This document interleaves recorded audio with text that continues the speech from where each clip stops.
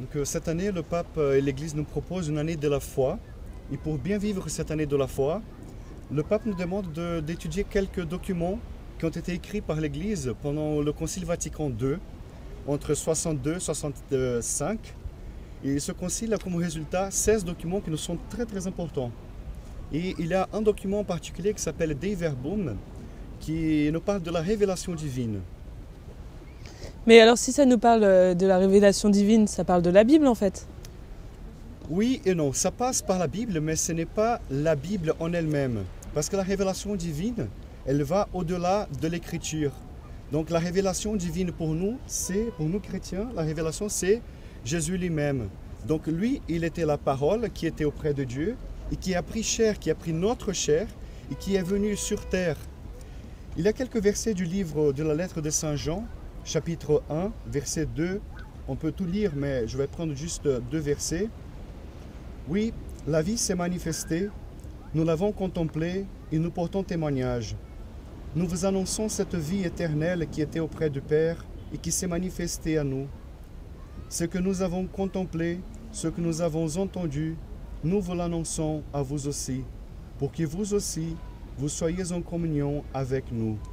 Et nous sommes en communion avec le Père et avec son Fils, Jésus-Christ. Donc ce que nous avons entendu, ce que nous avons vu, donc nous vous l'annonçons.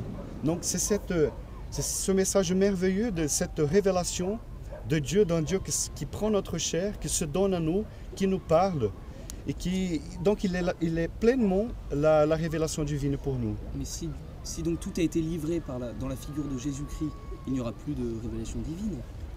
Il n'y a plus aucune révélation divine, ça oui on peut dire, il n'y aura plus aucune révélation divine jusqu'au retour glorieux de Jésus-Christ. C'est ça que nous attendons et que nous demandons, viens Seigneur Jésus, c'est la foi de l'Église. Nous demandons, nous disons cela à chaque messe, quand nous disons pendant le credo, il reviendra dans la gloire pour juger les vivants et les morts. C'est ça la révélation que nous attendons, la révélation définitive de Jésus-Christ. Et comment se préparer à cette révélation définitive? Voilà, ce document de l'Église, Dei Verbum, il nous parle exactement que c'est par l'obéissance de la foi. Donc, nous croyons, et j'obéis par ma foi, je me livre, je me donne à Dieu. C'est la meilleure réponse que nous pouvons donner à Dieu, c'est de nous donner à lui.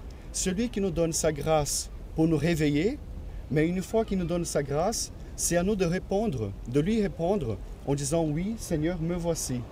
Et c'est un message très précieux pour nous en ce temps que nous vivons, où il y a beaucoup de gourous et de gens qui disent qu'ils ont de nouvelles révélations.